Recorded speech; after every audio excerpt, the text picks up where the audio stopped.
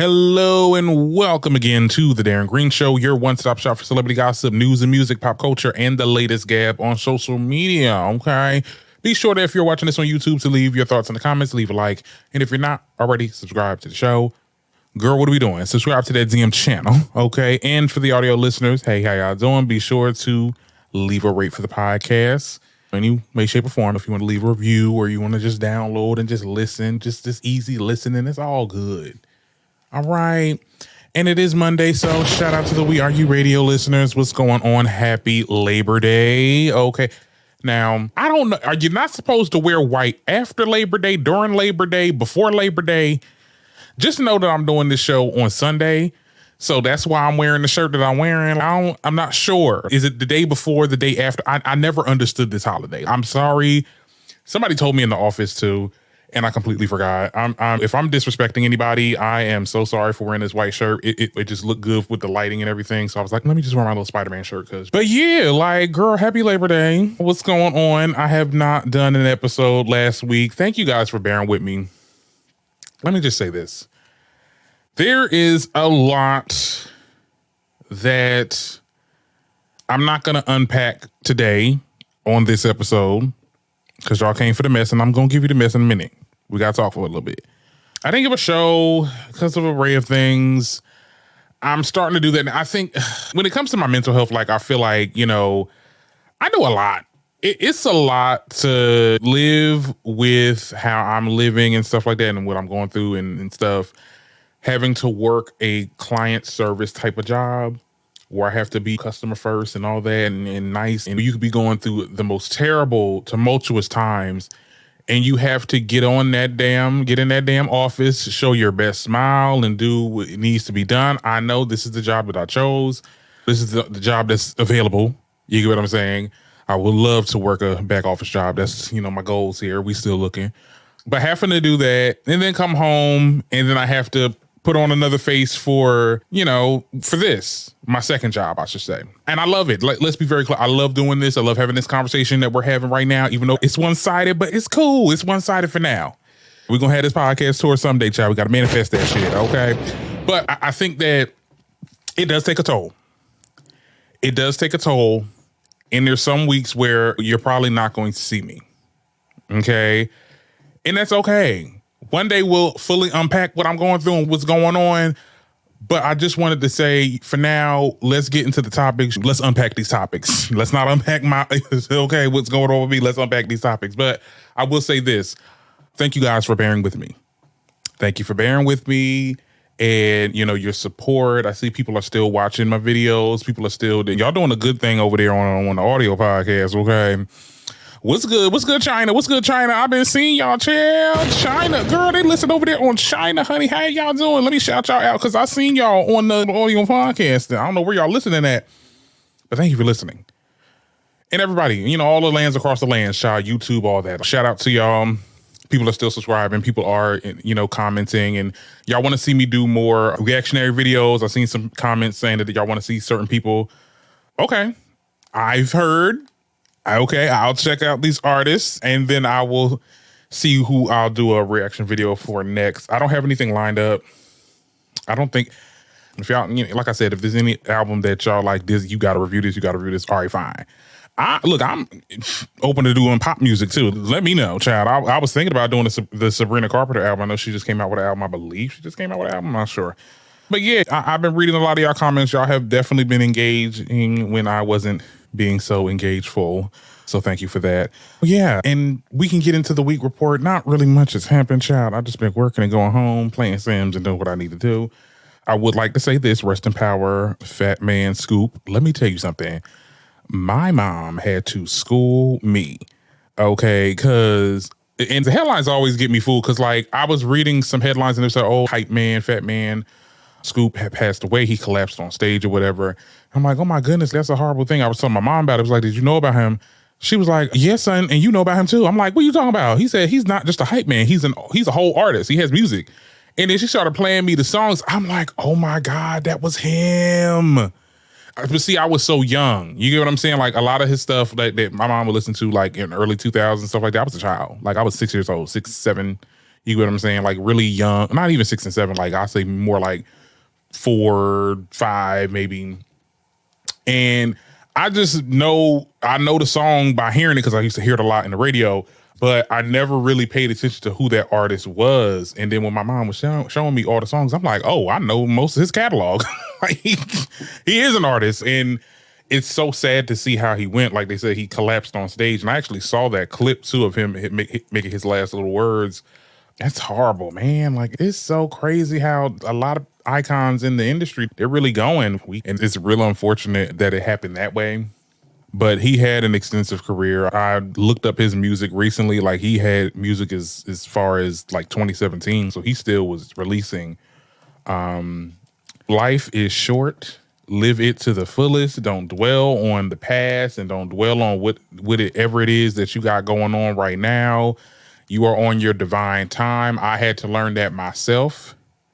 And we just have to carry on and just live vicariously. That's my little words of wisdom for today, honey. And with that being said, we can get into the things. We have a lot to talk about that happened in the previous week because I didn't get to. It is what it is. I did want to talk about the global Atlanta Pride conference event, like that situation. We'll get into that a little bit because I just feel like I have to talk about this. We'll talk about the Grammy nominations and how it's going to be announced in November. And then we're going to talk about this producer that spilled the tea on Beyonce and Drake, child. Girl. We'll also talk about how Keith Lee is dragging, the DC restaurants and how Wells Fargo, child, y'all dropped the ball on one of y'all employees. I can't wait to get into that topic. But all that and more coming up on The Darren Green Show. Okay, let's get into our first topic. I did want to talk about the conference that happened at the Global Pride event, the Global Atlanta Pride event, how there was a conference that got vandalized by anti-protesters. I'm going to read this article from Gay Magazine because they were the ones, I believe, to actually drop this exclusive. So this is what they said. They said a shocking hate crime targeted at the annual Global Pride Atlanta conference that day. I believe it was, I forgot what day that was. I think it could have been like a Thursday. But anyway, the incident took place at the Sterling Hotel in Midtown where vandals broke into the venue banquet room overnight, wreaking havoc on the LGBTQ-led business and vendor stations. The most disturbing acts of vandalism involved the desecration of the pride flag with human feces. Okay. The Atlanta Police Department has launched an investigation into the hate crime, which occurred during the first ever global pride event in Atlanta. The conference, a significant gathering aimed at celebrating and recognizing Black and brown LGBT communities worldwide, became the target of what appears to be a calculated act of hatred. In the exclusive statement provided to Gay Magazine, the Global Black Pride Atlanta team expressed their deep sadness and resolve in the wake of the attack.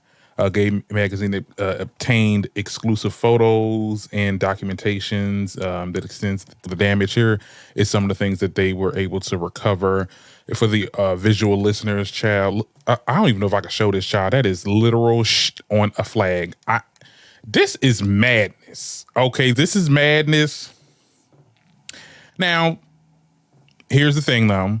The Global Pride Atlanta Conference continued as scheduled with the events planned throughout the rest of the week and into the weekend. As the community comes together in the face of this adversity, the focus remains on healing, joy, and an unwavering commitment to fighting against hate. Okay. Girl, this was so unfortunate to watch. I actually, when I was on my little week hiatus or whatever, I saw a lot of this. The people that are on the We Are You Radio group chat, they were the ones that talked about it on the group chat because we got a little group chat going on chat with the other hosts and stuff. Yeah, we talked about this and it was a lot. It was unfortunate to watch. I gotta ask, looking at the way a lot of this stuff, are y'all okay? And I'm speaking to the protesters or whatever or the vandalizers. This is beyond protest. Let's be very clear.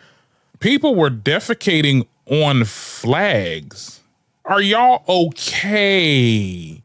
It was never that deep. And then also, we're really living in stranger times. We're living in strange times. But this is what happens when you essentially make us the boogeyman. This didn't hurt nobody. This didn't promote any of the things that the right wants to sit there and place on us. Oh, we're trying to get our kids, this, that, all that talk of, oh, they're trying to indoctrinate the kids. They're trying to make this, that, and the third. It creates psychopaths. It creates extremists. These types of talking points. And this is what happens. Today, it will be a vandalization of a conference. Next time, it will be somebody doing bodily harm on groups of people celebrating Pride. And the fact that this did not get that much media attention is very telling. It's on brand. I'm not surprised. But like I said, it's very unfortunate.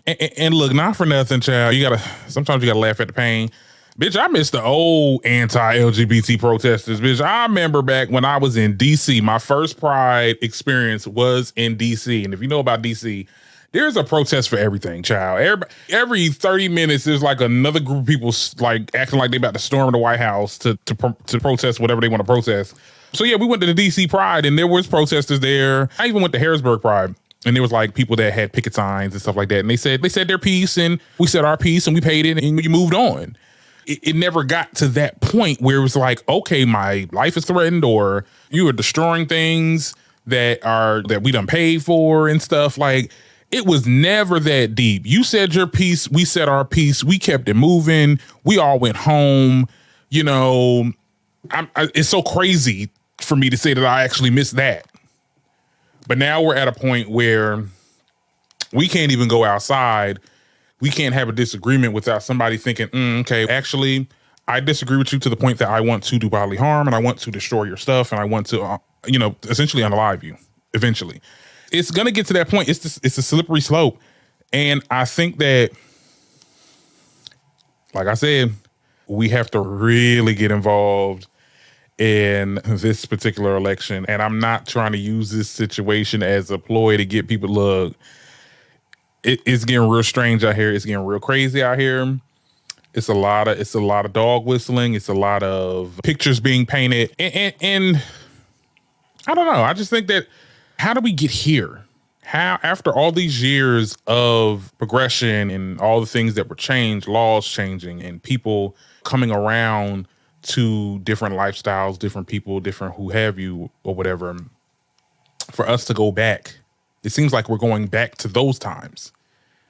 In those times, I ain't never knew those times because I'm young. I came up into the time where, okay, people was homophobic and people was this, that, and the third, but it's giving, girl.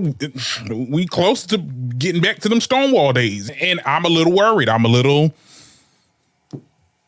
perturbed by this. So I don't know, child. I don't want to talk about that too much, child. Just a mess. Anyway, let's talk about the Grammys. Let's go on a lighter note, child. Okay. As we closely wrap this year, 2024, the 2025 Grammy Nominations is set to be announced. Top contenders in each category will be announced on November 8th. The 67th annual Grammys will be held February 2nd, 2025 at the Crypto.com Arena in Los Angeles. Why is it so late? These nominations are going to come out and I need people to, because I feel like it's going to be some crap this year. It's going to be some crap because a lot of people drop music this year. A lot of people drop projects. A lot of people did a lot of things, tours. I don't know what happened this year, but like it put a battery in everybody's back, like the old artists and the new artists. Okay, the geriatric artists, the artists that have been around for a minute. Girl, we got a Beyonce album this year within the span of a couple years from Renaissance. You get what I'm saying? Nicki's on tour. She did 2 tours. She came back and did the second leg of her North America tour. People are dropping music. She's doing a deluxe album as well. It's a lot of music. Everybody dropped. I think the only person that didn't drop was Rihanna, and apparently she's supposed to be dropping next year. I'm hearing, allegedly. And all that music that dropped, and I'm being honest, because I can't lie, I don't think we had a song of the year. I don't think we had an album of the year. After all the music that dropped, there is no song of the summer. There's no album that really had no skips. And I'm being completely honest, and I'm talking about everybody, so y'all can fill in the goddamn blank for who dropped this year. I'm sorry. let's be frank. We did not have a song of the year. Maybe Not Like Us, maybe Espresso. They were like vibes for the moment. We love to see Kendrick tear down Drake because, you know, a lot of us don't like that damn Canadian. And Espresso was like a little cutesy, boppy type pop, bubblegum pop song that was, I don't know, like it's very reminiscent of Say So. And look, like I said, I don't have nothing against Sabrina Carpenter, but I'm just saying it's stuff that we've seen before. Kinda. Nothing that was really jaw-dropping. I already know album of the year is not gonna go to Beyonce, so I'm not even gonna sit there and I promise you that I'm not even gonna sit there and be pissy when it comes out that she didn't get album of the year, because I know they ain't gonna give it to her, child. The album was a little bit experimental, maybe too experimental for the Grammys. They might give it to somebody else, but you hoes better not give it to Taylor. I swear to God. Let me tell you something. If anybody is gonna come on with that album of the year, it needs to either be Ariana Grande or Charlie XCX. Because Charlie XCX, if we being blunt, she was the moment.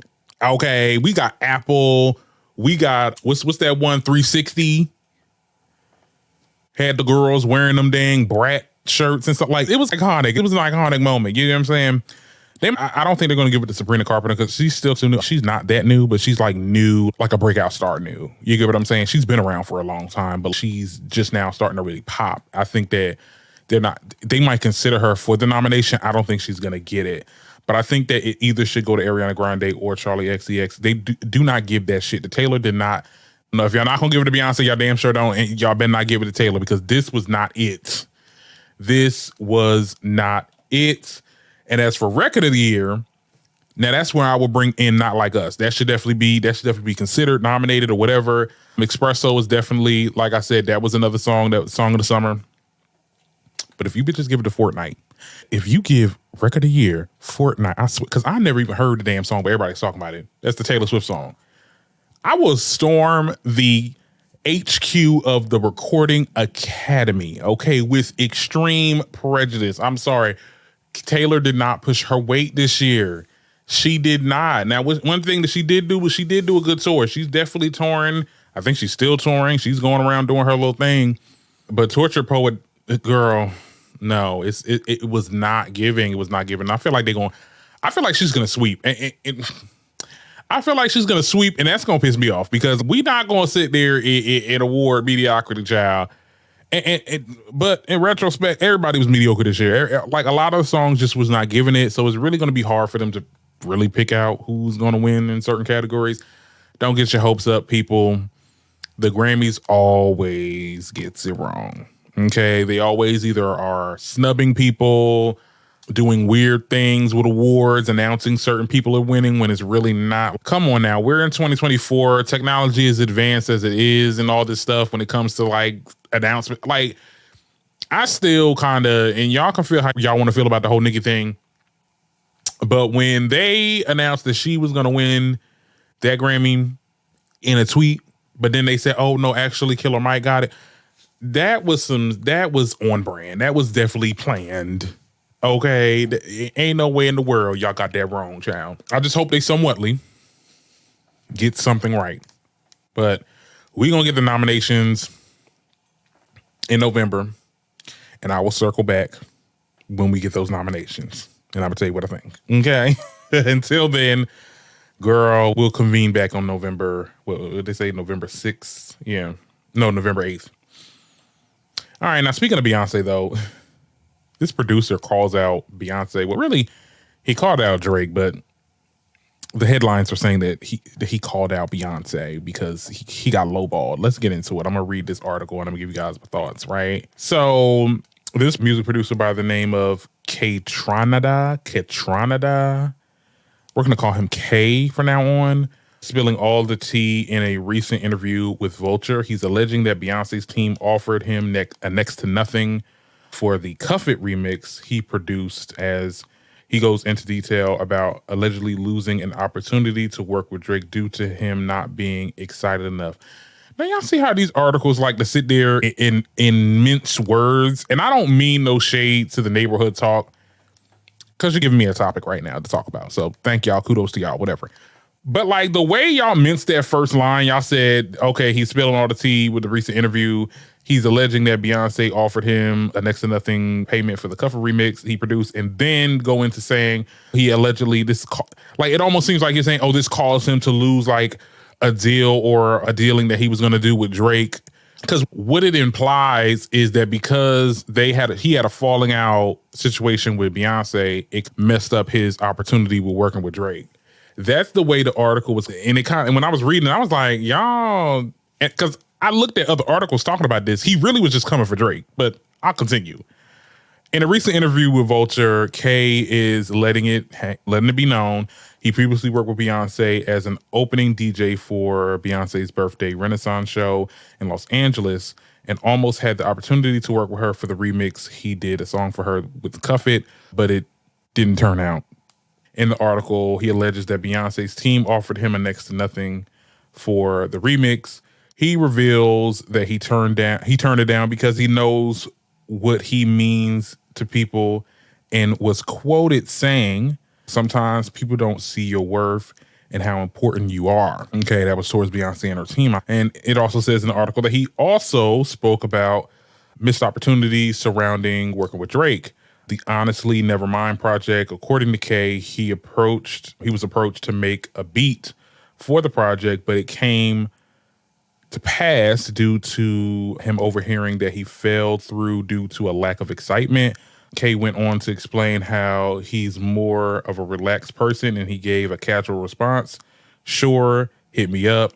And I guess Drake didn't like that. Okay, Drake wanted a more, "Oh my God, are you serious?" Definitely. Because you know how these celebrities are, child. You know, when they want to affirm you, when they want to validate you a little bit and want to give you some opportunity, like an opportunity of a lifetime to work with them and to do a song or to do whatever project that they want, like you got to gravel at them. You got to like, "Oh my God, oh, thank you so much," and almost bow down, kiss their feet and all that. You know how celebrities are, child. That's how they are. Okay. So I don't blame him for coming for Drake in that way, because yeah, you wanted me to work. You want me, you want my service. And I'm saying, okay, hit me up. I'm excited about it. I am. But I'm not gonna be like, "Oh my God, yes. Oh my, I'm not a fan." Like, he's not a fangirl. Now I will say this in regards to Beyonce, because he did bring it up, but it wasn't that much of a big deal. Like, he just said, "Oh, she lowballed me," and I said, "No, I know my worth." Here's the thing. I am a regular American civilian, okay, living in this country. So I constantly get lowballed, from job wages to content monetization, all that, what have you. My whole thing with the K producer, okay, at least you are in better standing of negotiating how you want to get paid. One thing that I learned in my job search is, and one person told me this when it was at a radio station, I'll never forget it. She was like a producer.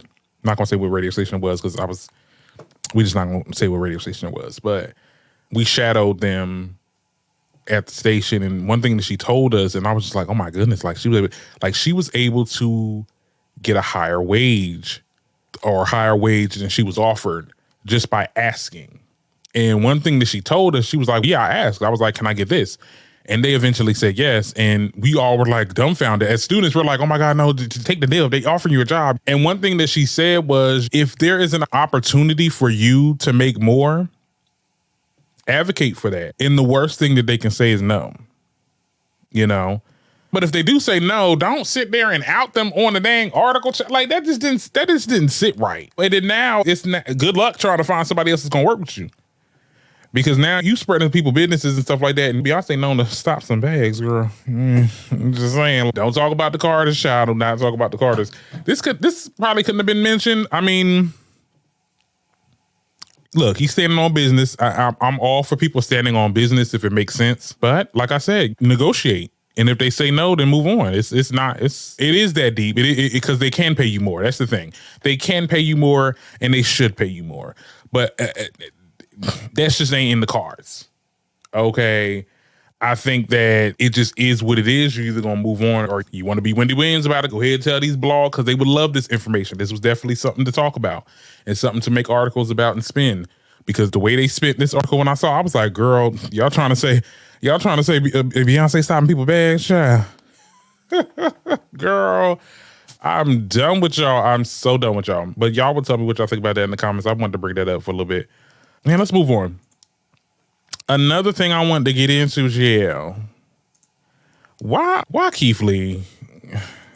Lord, child, we talk about him. Yes, Keith Lee. Okay, if y'all don't know who he is by now, he's an ex MMA fighter. He was an MMA fighter at one point, and now he's like a TikToker that goes around in various places and then rate and review various restaurants. Okay, he recently went viral for an array of things. He talked about Candy Burris' former Atlanta housewife, and how they got bad business over there, child, and also another Atlanta restaurant that he talked about and went viral for it.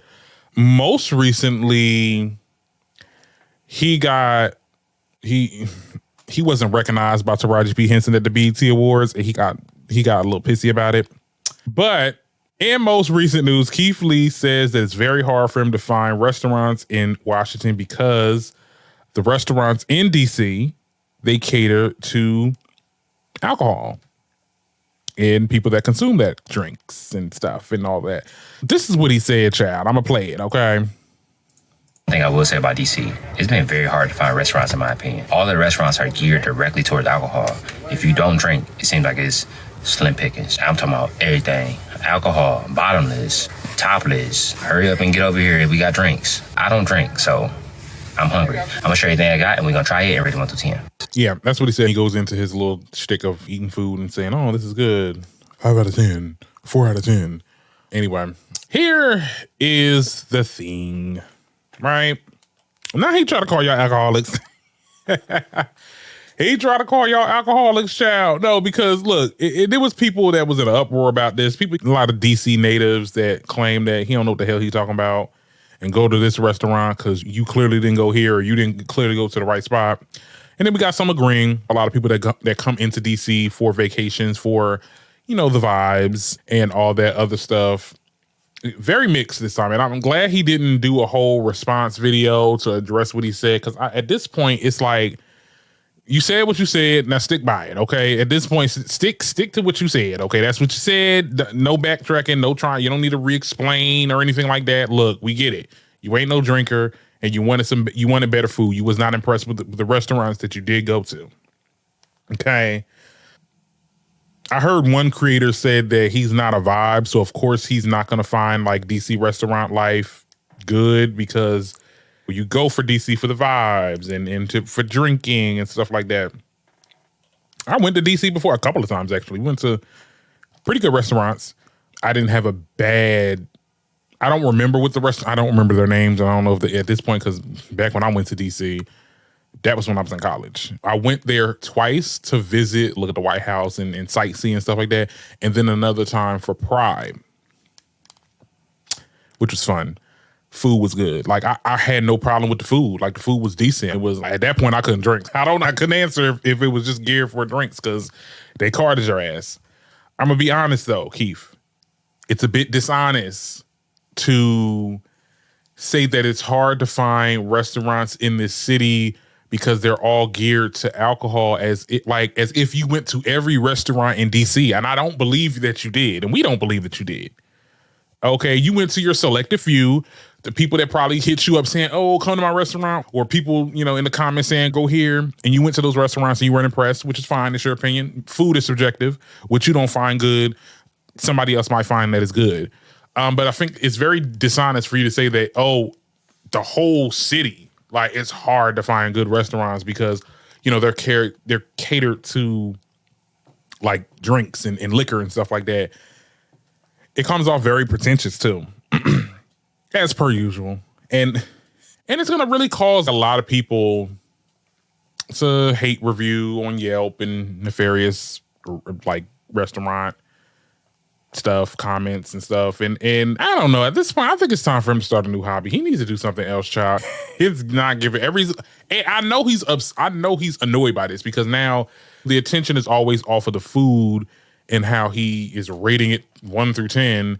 And now it's on the controversy on what he's saying. But it's just, I think one creator to another creator, I just know what he's doing. I just know that this was definitely like, oh yeah, this will get him talking. This will make the numbers or whatever. And I find myself saying the same thing about these damn TikTokers that go viral, child. And we got another TikToker that we got to talk about at the end. So can't wait for that. But anyway, I just thought they was very pretentious and just, girl, bye. Okay. You didn't like the restaurant life in DC. I'm pretty sure there was some restaurants that you did not spend the block on. And that's that on that, right? We can move on. Now, I did want to talk about my former employer. A Wells Fargo employee found dead in her cubicle. Okay, and I'm going to read this article and I'm going to give you guys my thoughts because, girl, this is crazy. Now, an Arizonan Wells Fargo employee was discovered dead at her desk 4 days after clocking into work, according to reports. Her name was Denise. She was 60 years old. She arrived at the company's corporate office I guess on Friday, August 16th, around 7 a.m. Her body was not discovered at her cubicle until Tuesday of August 20th. 4 days later, according to the Temp Police Department, officers were called to the scene after receiving a report of an unresponsive person. Authorities noted that there were no immediate signs of foul play. As of now, both the Temple Police Department and Wells Fargo have not provided further comments. Okay. Now, I believe they also said that it was they figured out where this lady was because she was not responding to the emails. And then when I guess she was to the point where she was just completely not responding to the emails, they just showed up at her cubicle and that's when they found her. And apparently the reason why no one noticed that she was there was because she was in a cubicle that was isolated from other people. It's very sad. It's a very sad story and it's unfortunate, but people are talking about this all over TikTok. It's like, these jobs do not give a damn about you. And the fact that, because people was like, oh my goodness, how did no one know what was going on? How did no one see or notice that she wasn't there? Let me tell you something about that damn company. That company have your ass working that hard that you don't even notice what other things going around. Look, and I'm not, and that's corporate. This is corporate at Wells Fargo. I don't know how corporate is over there, but if it's this company, I'm pretty sure they're working their asses off, just like the branches. Okay. Let me tell you something. Like I said, I worked at Wells Fargo. I was a 20-hour teller. 20-hour. Okay. Would come home miserable like I came off a 8-hour shift every time. That's how hard they work this over there. You get what I'm saying? Couldn't give a goddamn. They couldn't give a goddamn about you. Okay, let's be very clear. And I think that this is just unfortunate, but it's really showing us that these companies don't really care. And I'm pretty sure they're probably they gonna replace her soon and all that other stuff. It's just, that's just horrible. Just wanted to bring that up because it was like something that was interesting. A lot of people was telling me about it because, oh my God, I used to work at Wells Fargo. What do you feel? I'm like, it's on brand. It's definitely on brand. They did not care nothing about her. They only cared when they noticed that she wasn't responding to the emails. And and I can remember people get really irate when you don't respond to the emails or you don't interact with people. Like, it's just, there's a lot that I can't say too, because I've signed contracts before leaving that place to not talk about things that went down, okay, at them branches and how they be doing and how regional managers act and all that other stuff. Let me tell you something. Girl, one of these days I'm gonna do a tell-all. Ain't gonna be now, but it's gonna be soon, child, because these companies don't give a crap. Speaking of banks, since we're on the subject, we could switch gears and talk about the damn Chase Bank glitch. Did y'all hear about that?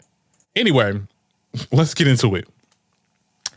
Now, the Chase Bank money glitch has been going viral, but the consequences could be severe for some people. Now, what some call a loophole has become a nightmare for many, leaving them with crushing debt and possible legal action. Okay, here's the deal. This glitch involves people depositing fake checks for large sums of money that aren't immediately flagged or applying for massive loans that get temporary approval. The trick, the money appears in their accounts, making them believe that they've hit the jackpot. But here's a shocking twist. Chase is catching on fast, right? Now, Chase has started slapping 7-day holds on some of those suspicious transactions. Worse yet, some people are waking up and finding their accounts deep in the red with negative balances stretching into the 10,000s. Like I've seen a couple of videos of like dudes crying because they got this $80,000 in debt, like in the red, and they got to pay all that back. Similar scams have surfaced before, such as the Cash App fiasco, where people managed to transfer money they didn't have. They was also infamous for DoorDash, the DoorDash glitch. I remember when they was able to get like free, people was getting liquor. Okay, that's the first thing y'all think about when y'all get some free DoorDash. Girl, I would hit them grocery stores first, child, because you know them groceries. But that happened. In both cases, the charges were reversed, and the people involved were left holding the bag, forced to pay back every penny. I don't know who. This is why there is a deficit. It's not why there's a deficit in not media literacy, but financial literacy. There needs to be like a class when you are in school. And I was seeing the videos. Did they have it on here? No, they ain't got it on here. This is ball alert. There was videos of people getting their money out, the fake money, okay, throwing it in the air as they walk out of Chase Bank, like this took them out the game. For Chase to come back and be like, actually, we gonna call the feds on your asses and y'all gonna pay it back every dang dime. These banks want to get there and get you like that. And I think that these banks are doing this on purpose. These companies are doing this on purpose because they want you to get it. They want you to break the law so they can get you. And y'all gave it to them. And one thing about it, you don't mess with JP Morgan Chase. You do not. I never wanted that bank. That bank scared me, okay? Because remember that time them scientists was like freaking chaining their bodies to the dang bank because they was doing some shady shit. Like, I don't mess with JP Morgan Chase. Never. You really don't mess with no bank. You shouldn't mess with that's financial literacy 101. You don't mess with any institution that's holding your money. Okay, that's what I've learned in my year of being a teller, watching people's accounts and getting overdraft fees after overdraft fees and scams and getting potentially fired from their bank fired as a client, as a customer because of scams and illegal dealings. But for y'all to do that to Chase, like y'all really don't fear that. Like y'all don't fear nothing. Y'all are fearless, and it's scary. It's concerning. And the first thing y'all wanted to do was flex and throw the money out in front of the bank. That would have made you more of a suspicious target. Like as a teller, I would have looked at that. That doesn't seem right. But also internally though, ain't no way in the world I'm letting people deposit You depositing how much? Oh no, I'm gonna get my manager. I can't do this by myself. I'm not getting. Nope. And if the manager approved, that's on your head too. Okay, girl, that is correct. That is crazy. I don't understand. Like I don't understand where y'all be getting these dastardly. I just don't understand. Please help me understand what's going on with y'all. I get it. It's a recession. It's hard out here to get some money. Is scarce. We are in some hard times right now, but this ain't the way, child. This is not the way. I feel bad. I mean, I guess I shouldn't feel bad for the people that's getting in trouble for it because they really thought they was going to get away with it. I guess I just pity them, but it's just, that was dumb. Child, we know how to make some stupid decisions. And it's our people. I'm touching my black skin, child. I'm touching the darkest part of my skin for the audio listeners. Why are we doing this? Oh my goodness. Anyway, let's move on to our last topic. I do want to talk about this TikTok creator because he went viral. And I guess this will get a little political too, because it has to do with Kamala Harris. So there is this TikTok creator. He's getting dragged. He's a self-proclaimed influencer, marketing manager. He has a company called Be Better. It's like some type of honey dispensary or whatever. He's also known for getting on TikTok. This is him. If y'all can see here on this little picture. Sorry for the audio listeners. Like, he's known for talking about crappy business tactics that other influencers like himself gets into and how they essentially do bad business. Yeah. He basically talks about the elite creators, calls them toxic and, say that they have piss poor marketing strategies. And this time he took it upon himself to talk about Kamala Harris and how she has a poor marketing strategy and she will not be the president because of how she's been running her campaigns. And it was horrible for him because the moment he dropped that video, he deleted that thing soon as them people started coming for him. Okay. He got dragged all over TikTok. And I don't even know. Here's my thing. When it comes to like content creation, I can get away with some stuff on YouTube. I can say some stuff that I know I couldn't say on TikTok. TikTok is very progressive. Let's be very clear. TikTok is where all the Gen Z people live. I'm Gen Z, but I'm Gen Z mixed with millennial because I think 1997 is like on the cusp. So like Gen Z is all on TikTok. Okay. And if you say anything that's remotely to the right, child, you getting your ass handed to you. I would have never went on that platform to sit there and talk about Kamala. Like you probably would have got more traction and more of validation if you would have posted that thing on Instagram. He got a platform on there. This is his Instagram. For what I'm showing for the visual listeners. But anyway, I can't really share his actual content. I wish I would have had the video, but he deleted it. And apparently it's been scrubbed from all social medias. I can show you stitch videos because there's people that stitched this video. But it's only 3 seconds. If TikTok, people stitch a video for 3 seconds and then they get into their topic about that video. But we can talk about what was said because I got it down. His whole thing was that utilizing social media is not going to work for the election. That was one of the things that he said.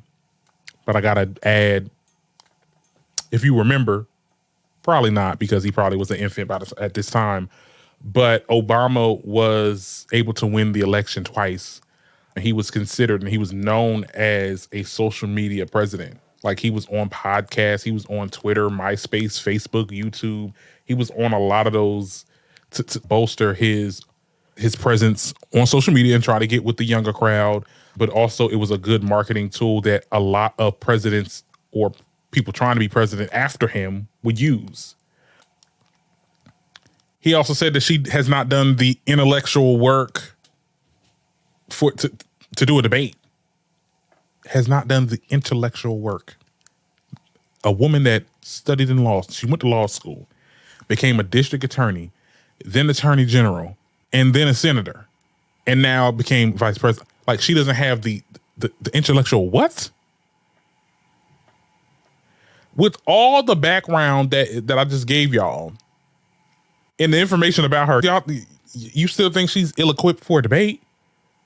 More ill-equipped than Trump? I don't believe that he believes that. Right? There was many red flags with his video. And I think that it showed a lot of hypocrisies. He also reprimanded Kamala for having Oprah Winfrey talk at the DNC and saying that, oh my goodness, this is gonna stray away from voters because people don't like billionaires. But Elon Musk was plastered. He was on the forefront of everything Trump. It's hypocrisy. And I used to follow him too, because I used to get into his content. Used to be funny as hell how he'd be talking about these creators and how bad of a business that they are in, that they get into. I remember he talked about the little Prime bottle things with Logan Paul or whatever Paul child, that damn creator, freaking Paul, whatever. And I remember I was like, oh my goodness, I was with him with that. But when he started talking about Kamala, I was like, girl, what's going on? What's happening? And another thing, he's not even from this country. He's Canadian. We found that out because people started doing some digging and all that other stuff. Like he's Canadian, and you talking like I cannot stand. And I'm sorry to any of the international listeners of this show. I'm not talking about y'all, but I hate when non-Americans talk about politics, talk about our politics, the comfort of their own countries. Like, you are trying to sway votes to, because clearly you didn't make a Trump video on how his campaign is freaking dog water and how he's not doing nothing. But you made it about Kamala, and you kept it on Kamala because you clearly, if you were American, you probably would have voted for Trump, which is fine. That's cool and dandy.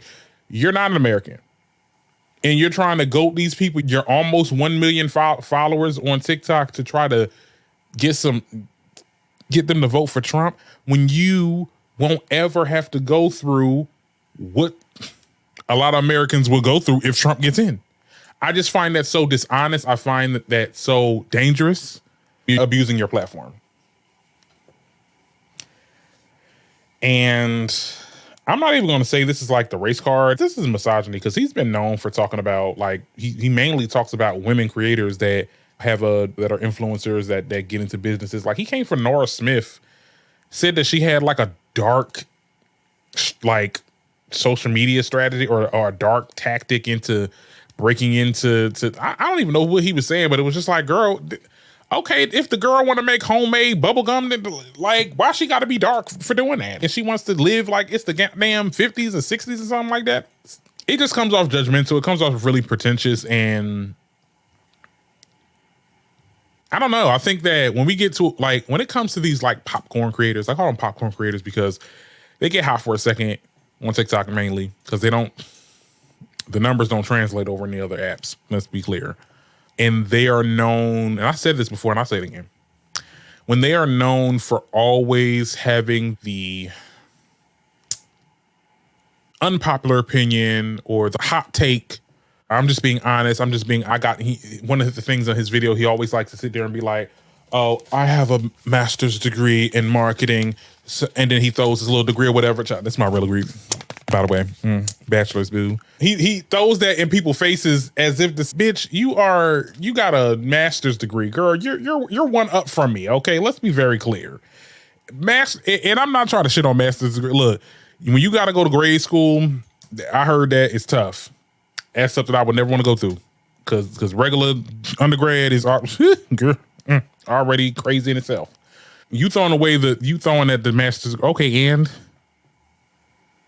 to know what? Absolutely not. It's very misogynistic. I think that, but let me go back to my point because I got to land now. I think that when we are known for saying those things and always having to be the person that has to speak the truth, because he had moments in his TikTok career that he really did started an interesting conversation, but it's when you have to keep on going. I feel like, and the TikTok really enables that behavior too. There's a lot of people that say a lot of good takes. They say they have a lot of good things to say, and they feel like they have to keep on going and keep on going and keep on going so they can reach those numbers. Same thing when we go back to Keith Lee and how he has to, I feel like he's like, now it's more than just rating food. It's okay, I gotta say something controversial so people can talk about it. And even if they don't be on my side, it's still numbers. All numbers is good numbers, right? I think that's what this boy's doing, because at the end of the day, like, I'm going to get some heat for this. Like, he probably thought that his fans, his, almost 1 million followers is going to be with him and be like, oh yeah, we agree. But really, no, you got dragged for it. And then also and he's very technical and very intentional with a lot of his posts. This one right here, he tried to sit there and say, oh, she's using identity politics. Like, he was saying a lot of dog whistles, and it really had no teeth like his other videos would have. You really was just dog whistling what everybody else has been saying about everybody else that has an alternate opinion on what they feel about Kamala Harris. So you really was lacking with this video just so that you can get whatever type of views that you did. But then you ended up deleting the video. So I know you wasn't making that. You didn't make that much because you deleted the video. And you did that apology video. That apology video was more rehearsed and more planned and more thought out than the initial video that got you canceled. It just makes me believe that you planned this whole thing and you even made this apology video. Like, I think the same day you made this video because you knew it was going to get heat. Like, I hate And like I said, I used to be a fan. I followed his stuff. Like I watched his content. Like I enjoyed, what he would bring. I just hate when a creator gets to a point where they have to start rage baiting to make good content. You get what I'm saying? I don't like that. Let me tell you something, listeners. If I ever get like that, bear with me. Don't unsubscribe. But drag my ass in the comments. Okay, drag me. But I don't think I'll get to that point because I don't rage bait. Like I'll just talk about things that are just going on that I don't do, whatever the case is, right? But I hate when creators get like that because I'll feel that way about the Star Wars theory. If y'all Star Wars fans, y'all know. But the YouTuber, the Star Wars theory, like he used to make good content that really resonated with a lot of fans, stuff like that. Now you're rage farming because of every show that you don't like that Disney's producing. And you don't want to be a shill, so you're shilling for the toxic fans. And I think that's corny. I think that there's so much to talk about and there's so much to make content for. And you chose to do this. And you're not even American. Going back to the Be Better guy. You're not even American. Get out of we don't care because let's be clear. We not coming at y'all. We're not imposing our political views on your governments. And I'm talking to every country other than America. We are always the topic of discussion when it's, oh, y'all doing this wrong, or y'all need to vote for this person, and y'all this, that, and the third. We'll never talk about no other government outside of this government. But at the end of the day, don't try to sway these people's votes. Let's say Trump gets in, and now half of your subscribers and your following that supported you blindly is now suffering because you showed them the wrong way. And look, it's subjective or whatever. If you feel that Trump is really going to save this country and all this other stuff, then I guess it is what it is. It's really nothing I can say. It's really just up to you and your opinions and how you feel and where you stand. But girl, I'm not going to listen to somebody that's not in this country, that's not really living this life. Okay, I don't care what degree you got. I don't care if you want to throw that damn master's at, girl, we don't care. But anyway, that's it. Thank you for listening to my rants, honey. I think we are an hour in. I'm so surprised we got an hour in this episode, but I'm pretty sure it's going to get cut down because there's a lot of stuff I need to cut out. But thank you guys for listening. If you listened the entire way, hey, shout out to y'all, girl. And we got to get out of here, child. I'm going to enjoy my Monday, child, because I got a 3-day weekend. So I'll be able to watch the show with y'all live. So I hope you guys enjoy it. And I will see you guys next time.